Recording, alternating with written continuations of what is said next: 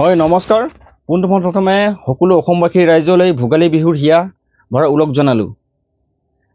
আমি অন্য বছৰৰ দৰে এইখন কাৰ্বি আংলঙৰ ভিতৰৰ এখন পুৰণি অসমীয়া গাঁও, যি 200 বছৰ গৰকা এখন অসমীয়া গাঁও। এই অসমীয়া গাঁওখন হৈছে হাৰাঘাট বেলেগুৰি। এই গাঁৱতো আমি জুবিন দাৰ পুৰণত আমি এখন গীটাৰ বনাইছোঁ, 30 ফুট উচ্চতা গীটাৰ বনাইছোঁ, আপোনালোকে দেখাই পাইছে। লগতে জুবিন দাৰ পুৰণত আমি শ্ৰদ্ধাঞ্জলি ৰাখিছোঁ, অনুষ্ঠান ৰাখিছোঁ।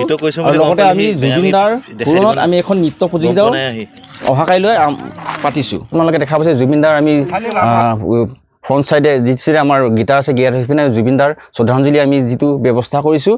অহাকাইলৈ সকলো আজি শ্ৰদ্ধাঞ্জলি ৰাইজে দিছে। অহাকাইলৈ আহি ইয়াত যিটো আমাৰ নৃত্য প্ৰদৰ্শন হ'ব, নৃত্য প্ৰতিযোগিতা হ'ব, অহাকাইলৈ আহি আপোনালোকে ধূপ ধূনা আৰু বিভিন্ন কাৰ্যসূচীৰ মাজেৰে আপোনালোকে ইয়াত শ্ৰদ্ধাঞ্জলি জ্ঞাপন কৰিব পাৰিব। লগতে আমাৰ ৰাজীৱ হদিয়া ককাইদেউ ফটো আমি লগাইছোঁ। ৰাজীৱ হদিয়া ককাইদেউ আজি মনত পৰিছে, আমাৰ ডক্টৰ ভূপেন হাজৰিকাৰ দেৱলৈও মনত পৰিছে। সকলো সুৰণত আমি এখন ধুনীয়া এটা মঞ্চ তৈয়াৰ কৰিবলৈ আমি কৰিছোঁ। ইয়াতে কিমানখিনি সফল হ'ব আমি নাজানো, কিন্তু আমি ভোগালী বিহু সংগতি ৰাখি জুবিন দাৰ অবিহনে এই প্ৰথম আমি এইখন ভোগালী বিহু আমি উদযাপন কৰিছোঁ।